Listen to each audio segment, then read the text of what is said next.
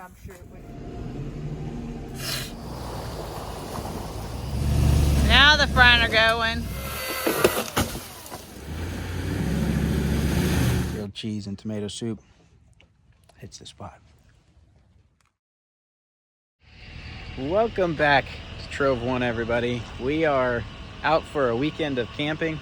Thanksgiving week, we're gonna go up to Devil's Den State Park and enjoy a lot of the week with some of our family up there here later today. But for now, we're exploring in the Ozarks. We got the Suburban and the camper, we got the truck, we got so much stuff for the weekend. It's gonna be a great next few days camping. And we're gonna shoot some videos. We're gonna do some cooking, some really good cooking, and do a video on that. And then we're gonna do some filming today on some of what we're exploring. But we actually just got into the Ozarks and look at this old church building. Never been here before. We're just exploring some new places, and this is one of the first things we came across. So it's gonna be a good day. Wish I could read out the rest of the sign. Can't make that. Ah, something. Was the mulch, I'm sure it wouldn't be in such good condition. Unfortunately, it's locked up, but it looks like a really cool, looks like it's a school. Probably used as a school and a church. All the old buildings were their schools, churches, community buildings, whatever they needed to be. But it's a really cool one. Wish we could go inside, but it's locked up, so.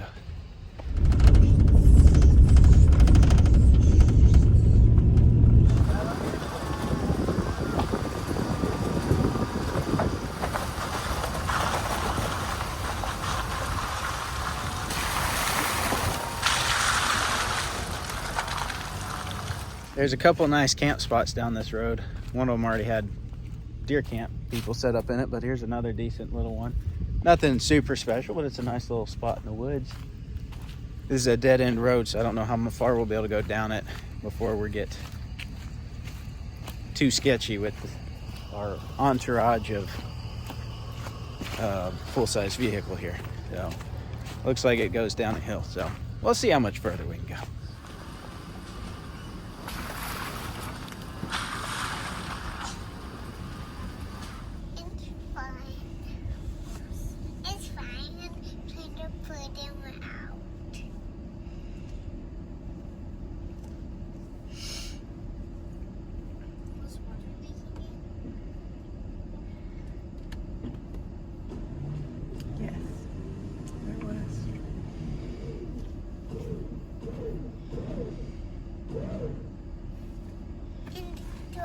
Hopefully it doesn't break off the tire.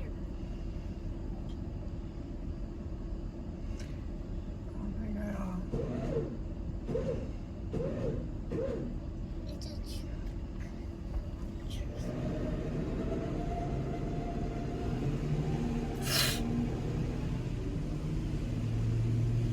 Woo! Now it's like this flattish. That's nerve-wracking. Nerve-wracking right there.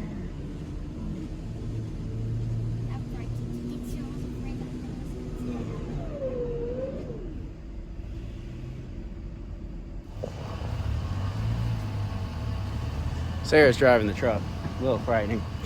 Well, we helped these hunters out. They had slid off. This is just a mud bog. It's extremely soft.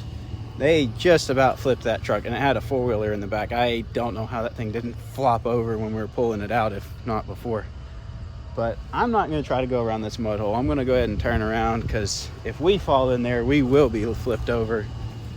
And if I didn't have the camper, we'd go around it, but it's too tight a squeeze with the camper. So we're gonna turn around and continue on back out and not flip our camper over in a mud hole today.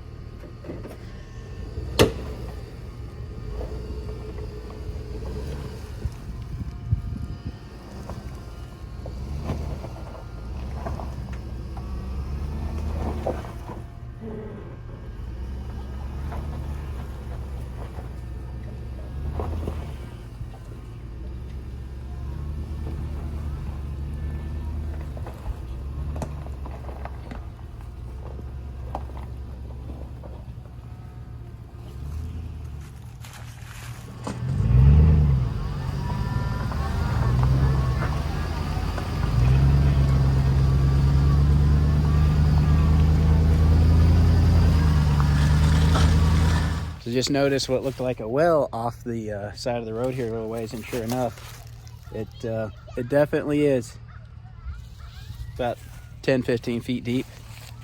So looks like a little bit of a structure over there. So I'm guessing right in here might have been a home site back in the day. Always kind of cool to find. I haven't seen a lot of wells. There's a lot of them out in the Ozarks, but they're a lot of times they're on private property, or they're just hard to find. You don't just stumble on them too frequently, but it's always kind of cool to see. This might have been the house right here. Looks like there's a divot here. There was a wall there, and there's a pad right here, wall here, and then another portion of a wall and a big pile of rocks over there. Might have been a chimney at one time. Don't know, just guessing based off of piles of rocks, but kind of interesting.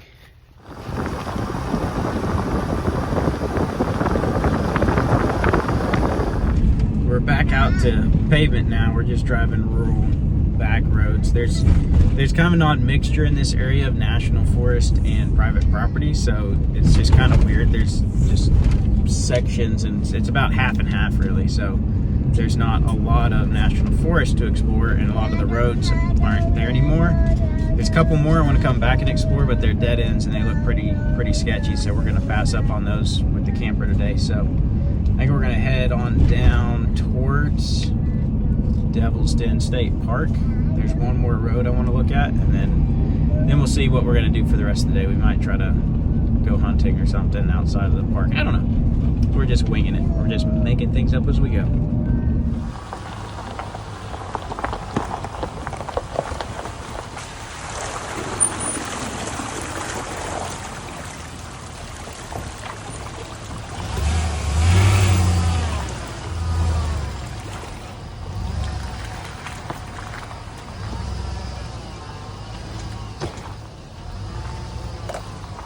Alright, we're out exploring another road. It's almost lunchtime, so we're going to try to find a camp spot out here and just stop at it long enough to eat some lunch, and then maybe hang out for the afternoon out here at a camp spot somewhere in the national forest.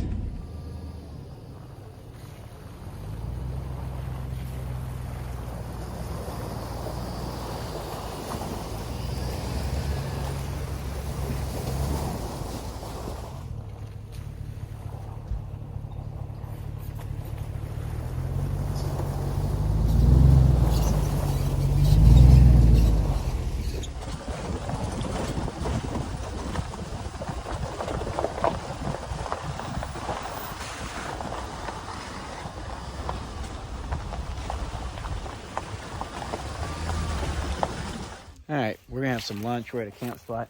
Check out my ingenious way of carrying my bike. Since we got a cooler and propane and diesel and extra stuff and a little bit of firewood we brought for camp, I put my tailgate pad on my rack and put everything up top. It actually worked out pretty good. I'm pretty proud of my little system there to carry all the bikes. Things get crowded when we've got a big trip planned and we're carrying more stuff than usual. So we're gonna eat some lunch here at this little camp spot. It's a nice little camp spot. We need to come camp out here. And I think I'm gonna maybe grab my 22 and wander around this hillside a little bit, because I want to get some squirrels. Seeing all those last weekend made me kind of itching to get some squirrels. So, bird. Hear a bird. We'll see what we can find. While they're snacking on lunch over there, I'm going to wander off in the woods here a little ways. Just see if I might stumble on a squirrel. Got my deer gun too, just in case, because you never know when you might walk up on a deer, but mostly looking for squirrels. So the main kind of squirrel we have here in Arkansas is usually gray squirrels. And a lot of times you can hear them barking off in the woods sometimes, and you can spot their nest, which I actually see 2 squirrels' nests over here right now. First ones I've seen. I've been wandering around here for a little while, and haven't seen or heard anything. This time of year, since most of the leaves are off the trees, they'll be going down on the ground more when they're hunting food. They'll, acorns and hickory nuts have fallen off the trees for the most part, so they'll be down on the ground more than usual. And without the leaves on the trees, they don't like moving in the trees as much because they're more likely to get spotted by predators such as hawks and stuff. So, and they tend to be, if you find some, there'll be quite a few in that area. And then there's other times where there's areas where there's just not very many squirrels at all. So far, I haven't seen very many, but I actually see a couple nests now, which is the first ones I've seen out here. So, who knows? Might spot one, but I'm about to give up and just go back and maybe we'll go hiking. Squirrels also tend to be pretty patient. If they know there's a predator around, they'll just hide on the backside of one of these trees and they'll just move around the tree as you move around. And they can be really, really hard to spot because they're gray, so they match like the color of the trees really well. So they can be a little difficult to find sometimes. And then other times you'll stumble on them where they're just as thick as all get out. And everywhere you turn, there's a squirrel. Just depends on the spot. Check this out. Nice buck rub on that pine there. Another good one there. That one's an older one. This is a newer one. This is in a kind of a brushy cedar thicket type area. This is the kind of spot where you find a big old buck hanging out. Might have to come back and deer hunt right here at some point. Probably not today though. What, Zai? Mommy is officially so big that she has to have help zipping her coat. Baby will be here before long. Daddy. Yes, cutie. What, Mommy? What, Daddy? Whatty? All right, I got the camper disconnected. We're gonna leave the red truck in the camper here at this camp spot, and we're gonna continue on down this rougher road and see what we can get into. We're just gonna go explore a little bit and see what we can find. I haven't driven down this road. I've never been all the way through it, but I haven't been down it at all in a long time. There's some cool stuff back in here that you can hike to. So we'll see what we get to today. I want to see how much of it we can drive and see if there's any more camp spots down here. So let's go check it out.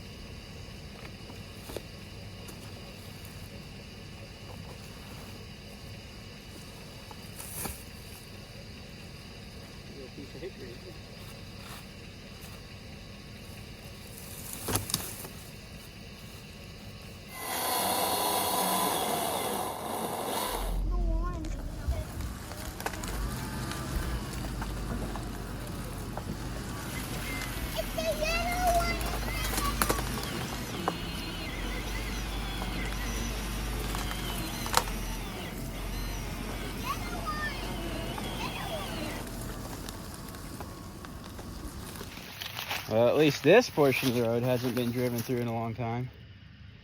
Looks like it's washed out. Looks like there's a way around it, but I don't know if we can get through it. Guess we'll find out.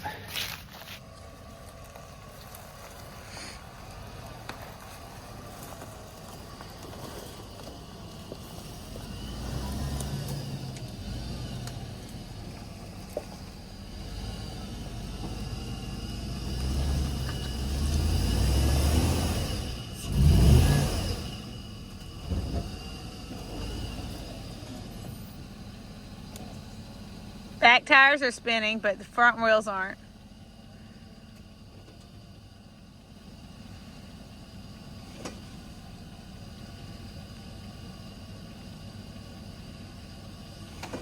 He's spreader.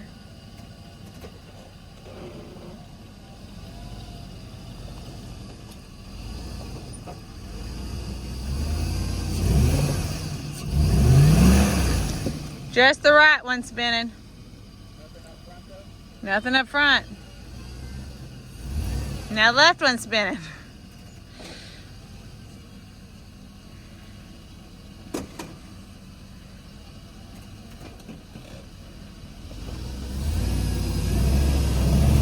Now the front are going.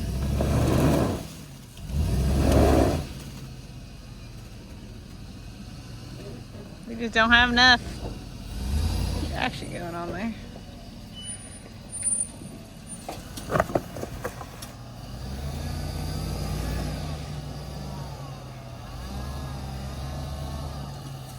All right, we're gonna call it on that. That is a steep little spot.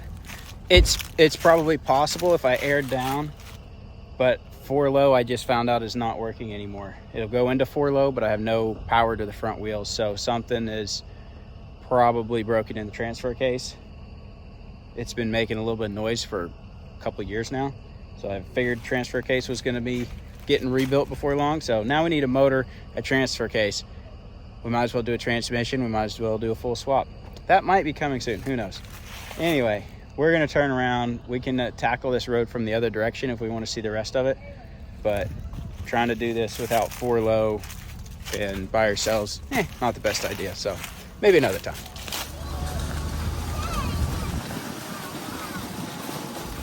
The bumpier the road, the more the kids love it.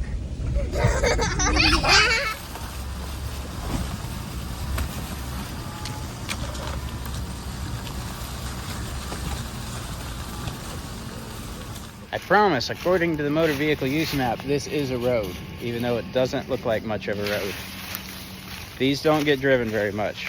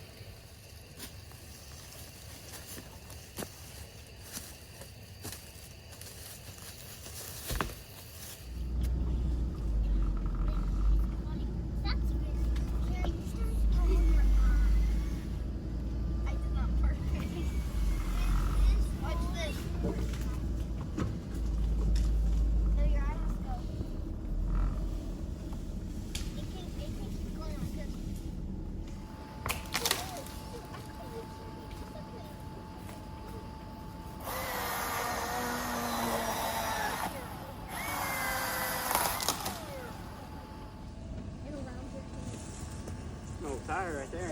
Yep.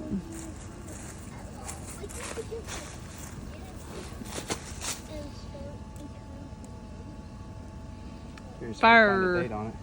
It's an old Firestone. That, look, it's got a puncture right there. I wonder if that got changed out here, or if that's just from rotting. Who knows? That's an old tire though. That's been out here a long time. And put it on the roof and get rid of it.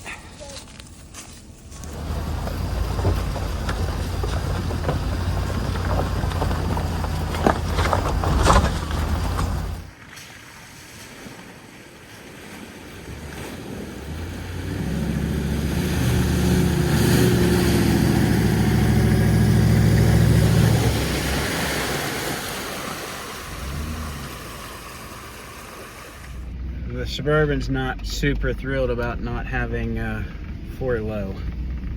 It just doesn't have the torque in 4 high that it has in 4 low to spin the 4 big heavy tires with the gear ratio we have, which we've got 410s, which is a pretty good gear ratio, but still 4 low makes everything off-road better.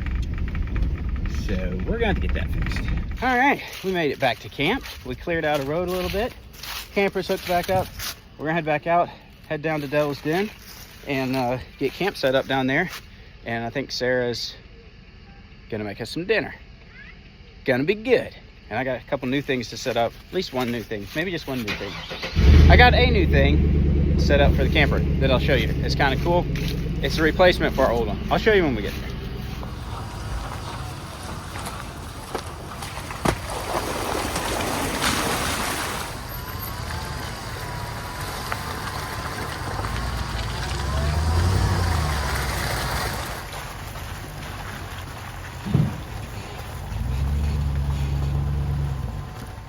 All right, we're here at camp. We're getting set up. We got a bunch of it set up. Sarah's about to start cooking supper, but I gotta get out my new heater. So I just bought, that's our old one. I just bought a new diesel heater, and pretty much the only reason I bought a new one, because the old one still works. That thing has been great. I've never had to work on it. It's never had a problem, except for one time it had an error because one of the outlet hoses got like pinched. But that thing has been great. But I got a new one because this one is a little different.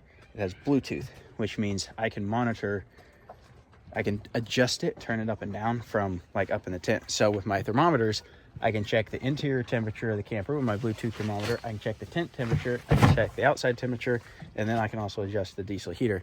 So that's gonna be pretty nice to be able to check temperatures and then adjust accordingly. Before, I just kind of had to guess, and we'd open windows and stuff accordingly to tweak it, or I'd have to crawl down and turn it down if it got too hot in the middle of the night or something. So this is gonna be super nice. These are awesome heaters. They work great. I've been really happy. I haven't used this brand yet, but they're basically identical. So we'll let you know. We'll see how this goes. So I'm excited to try this out, but I gotta do a little bit of work on it. I've got to extend the power cord. So I usually set this right over here by the camper, and then I'll duct it in through a port in the floor, and then I got a splitter so I can run it to the tent as well. But my power outlet to get to the battery on the camper, my power spot's over here. So I got to extend the cord and put some little alligator clips on it so I can just clip it onto my terminals that I've got there for charging, and that'll give me power to run the heater. So got to do a little work on it while we're at camp. All right, I'm gonna steal Sarah's kitchen table here for a minute to do a little work on the diesel heater. So this wire that comes on it's got a fuse on and everything, but it's not long enough. So I'm gonna extend it with some 12 gauge wire, and then put these alligator clips on it. Got these from Harbor Freight. And put these alligator clips on it, and that'll let me just clip it right on. So it'll be real easy to install. And yeah, so I'm gonna extend this, do a little splicing, a little dicing, a little powering, and we'll have some heat. Ooh. I didn't download the app for this though. There's no cell phone service here. You have to go up to the visitor center. We'll figure that out. We are having tomato soup, creamy tomato soup, Always. and grilled cheese made with fresh sourdough bread. Fairly fresh, made yesterday. Yesterday fresh. Oh. All right, it's getting dark, but I've got my alligator clips on. I got some black tubing over my wires here, so I'll just be able to string this out, clip it into my battery underneath the camper, and hopefully fire up the diesel heater.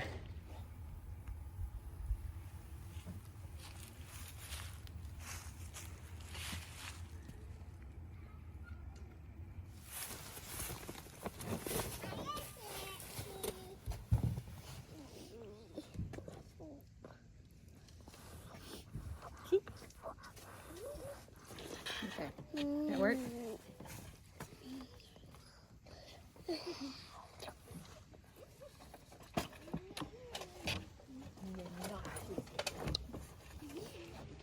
Grilled cheese and tomato soup hits the spot.